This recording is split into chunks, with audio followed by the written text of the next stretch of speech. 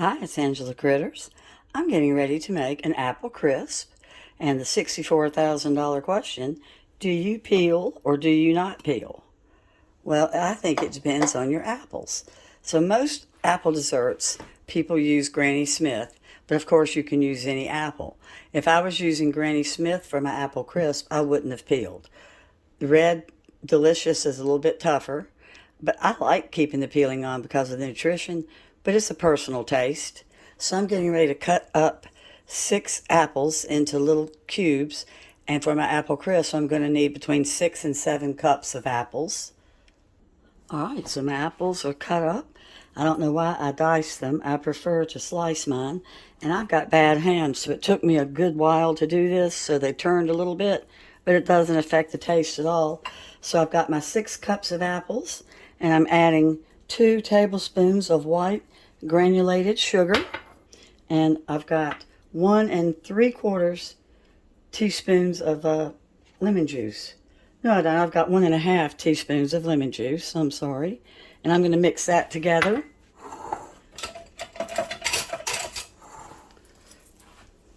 Until it's just well mixed.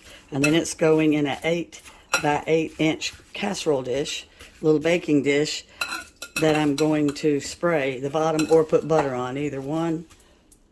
All right, now I'm going to add my cinnamon. I've got 1 3/4 teaspoons of cinnamon. And I'm going to mix that in with my apples. I prefer sliced apples. I don't know what possessed me to cut them. It took me twice as long. So these don't need to be stirred. We're just like mixed. We're just gently stirring to get them coated with my lemon juice, my sugar, and my cinnamon. I always have the captions turned on too. That way you can like read along if you want to and write down what I'm saying about amounts. And then of course I always have in the description everything written down exactly how you make the dish. So we're going to spray my 8 by 8 baking dish, and I'm using an old glass one. You could also butter it. And in go the apples. I started first making this when I was a teenager. That's how long I've been making this dish. And I love it as much now as I did then. And like I said, it's good with any kind of apple, just whatever you have on hand. Now, if you're at the store buying apples just to bake, then buy a Granny Smith, because most people do prefer them, but we really like red delicious apples. And a lot of people use Gala too. Okay, so now we are going to mix up our topping, which is just going to take a second. I've got everything right here. So we've got 1/2 of a stick, one stick, which is 1/2 of a cup of unsalted cold butter. So we're going to put in some brown sugar first. And that was 1 cup of brown sugar. And I've got 3/4 cups of oats with an identical 3/4 cups of white flour. All purpose. And I'm just going to mix that up real fast. It's a crumb topping for an apple crisp. It's not called an apple crumble. That's different. But it is a crumb topping. I had reserved a little bit of my cinnamon off to one side because I want a little bit of that in my topping. So in goes the cinnamon. That was about 1 teaspoon. Okay, now comes the good part, the cold butter. And I've got a little pastry cutter that I'm going to use. And I'm going to use kind of a twisting motion. But if you only have a fork, you're going to use 2 forks. And you're going to use them 1 in each hand. And you're going to get the same effect that I'm going to get. And I'm going to make this into little tiny peas. My topping is going to look like the consistency of a little dried pea, like a black-eyed pea or a little green pea. You can also do this by hand. My grandmother used to just get her fingers and mash them together to make her pea-sized crumbles, because it is kind of a pain using these things. You're having to always get your knife and pull some of it off. So just whatever works for you. Okay, so now we've got a little pinch of salt.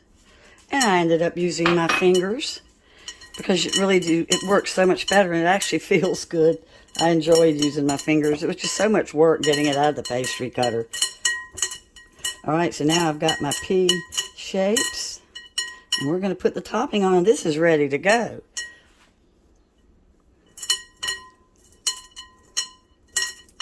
This just goes to show you don't have to have fancy equipment to bake.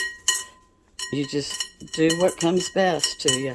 Alright, let me get my hands washed and I'll be right back. So we've got our topping made and it's going to go on top. And I've got my oven preheated to 350 and this is going to cook between 40 and 50 minutes. And you know, I always say everybody's oven's different. So I always check things like when it says 40 to 50 minutes, I'm going to check it at 40 minutes. Sometimes I shake this up and I add pecans, and you can even add coconut, which is really good. Excuse me. And I'm just going to lightly, push it around and kind of press it down. And it's going to go in. So good. It's really good with some vanilla ice cream on it. Okay, here we go. So I ended up going the full 50 minutes. I like mine to be a real pretty golden brown. And it's crispy. At the 40-minute mark, mine wasn't crispy enough. But I wanted to mention, if you like pears, this is delicious with pears. Except with pears, instead of cinnamon, you would use ginger. And you could also use it with peaches. Just, about anything that you like. Any kind of fruit that you like, really. But it's a wonderful, simple dessert. And it's so good and so easy. I'm going to have the directions in the description. And I'll have the ingredients listed. And thank you so much for watching. And if you haven't already, push that subscribe button. And you won't miss my updates. Thanks a lot.